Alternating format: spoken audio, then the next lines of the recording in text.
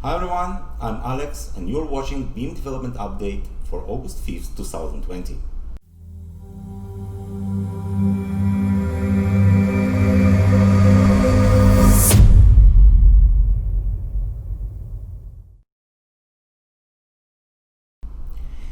I would like to start with a little announcement. Next Wednesday, on August 12th, we're going to have a community call in which we're going to officially kick off our next version, which is 5.2, and we're going to discuss our plans on what we're going to develop in this version, which features we want to introduce, and everyone is welcome.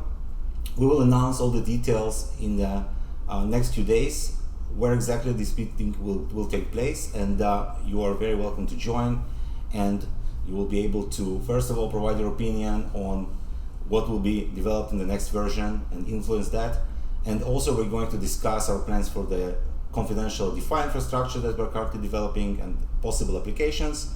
And we'll also answer all the questions that you will have on any subject related to Beam. So that's going to be next Wednesday.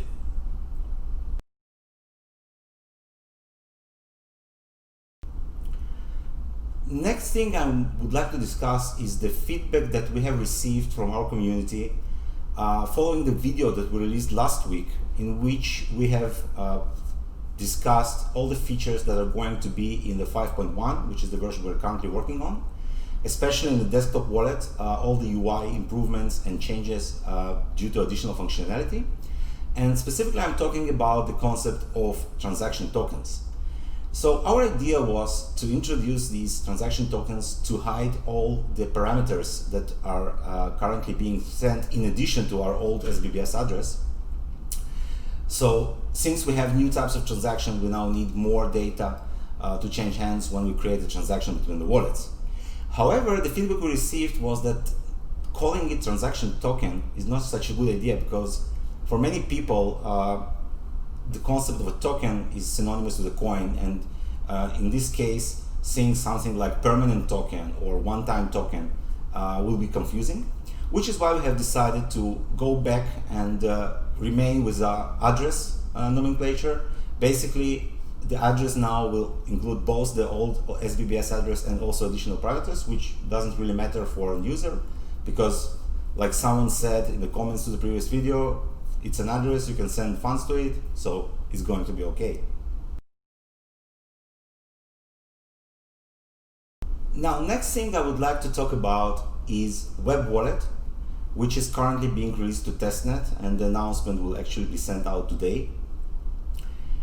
Web Wallet contains of two modules: the Web Wallet itself, which is the Chrome extension, and also the Web Wallet service or wallet service. And let's start with the Web Wallet itself. So Web Wallet is a simple extension that provides very basic functionality of a Beam wallet, an ability to send and receive confidential transactions using Mimble-Wimble protocol. And we're going to use this Web Wallet for three different purposes. First of all, it's going to be a very simple and easily available wallet. You don't really need to install any software, you just download and add the extension. Of course, it's less secure than a desktop or a mobile wallet, so I would not trust it with too much funds. The second purpose will be to allow people to play with the wallet and develop new functionality using easier technologies such as JavaScript and HTML. And we will also going to use this to do some mockups and some emulations of future functionality, this sort of like previews or rapid prototypes, if you will. And the way it works is that inside the wallet there is a module called Keykeeper, which basically wraps all the functionality of key management that we have in Beam.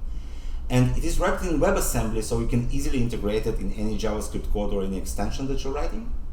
And you can use this Web Wallet code to start from, like just use it as an example, and then extend it if you have any ideas or any things that you would like to develop in Beam Wallet, but you don't have access to the C++ code, or you just want to do some mockups and then show them to us or to the community in general. So the third purpose of the Web Wallet is to allow easy integrations of third-party wallet producers and developers, and also to integrate our web wallet with other web wallets such as MetaMask or other extensions to create more complex functionality that involves interaction between several different wallets. Something, for example, we're planning to use in our development of bridges to Ethereum, and I think it will provide much easier user flows, much more usable approach to integrating different applications from different networks such as Beam or Ethereum, for example. So the web wallet connects to the wallet service. The wallet service is centralized, meaning it runs on a specific server in the cloud, but it's also trustless, which means that it does not keep any secrets of yours and it does not have any control of the funds. The architecture of the web wallet service is such that for each connection from a new client, a new wallet process is created in the background with its own independent and encrypted database. And this allows to create a lot of extensions to our functionality. First of all, it allows people who are developing wallets for different cryptocurrencies now to integrate with Beam in a much simpler fashion, because as you know, Mimblewimble is an interactive protocol, so it's been always very difficult to integrate it into existing wallets because the model is completely different from what they're used to in Bitcoin or most other cryptocurrencies. So now, using the wallet service, we can resolve most of the connectivity issues and basically leave only the key management aspect to the wallet itself, which will simplify things, and we will try to leverage that and add Beam to more wallets going forward. But also, in addition to that, we're going to use this service extensively in our DeFi applications, since in DeFi applications, we're going to heavily rely on our SBBS system, which exchanges encrypted messages between wallets.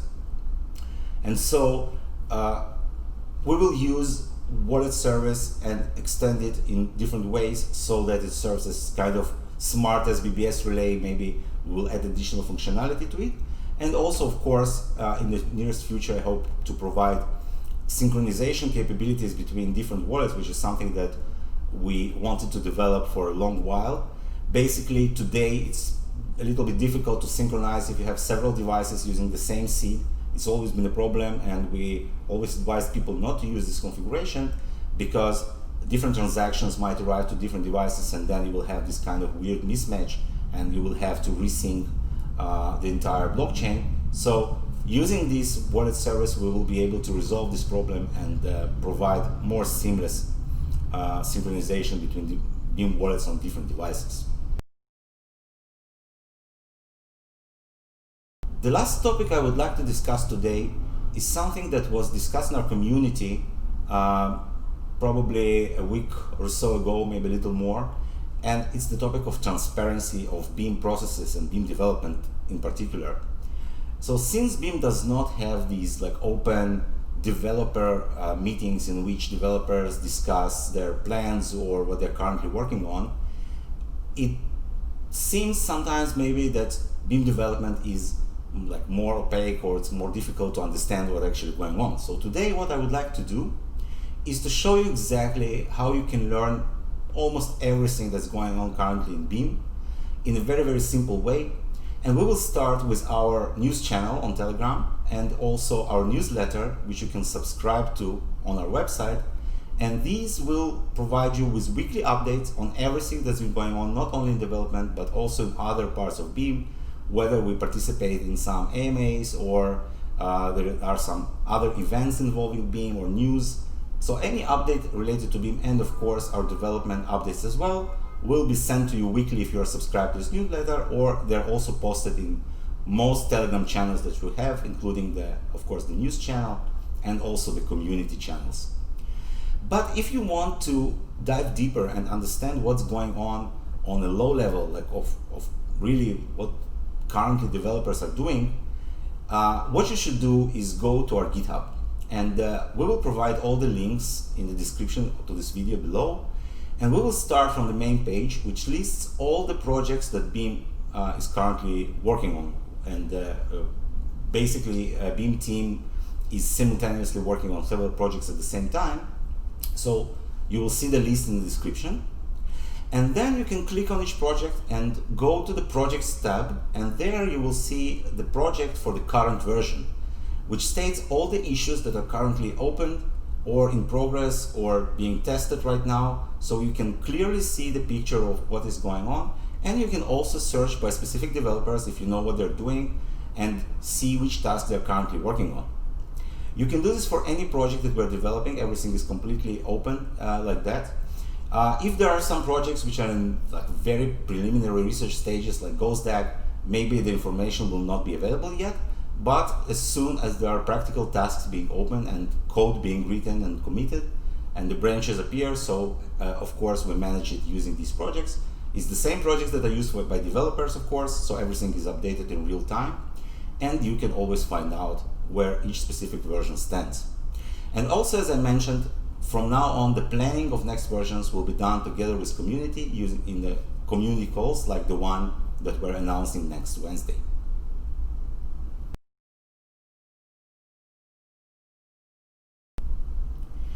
That's all the updates we have for today. Thank you very much for watching. Have a great day.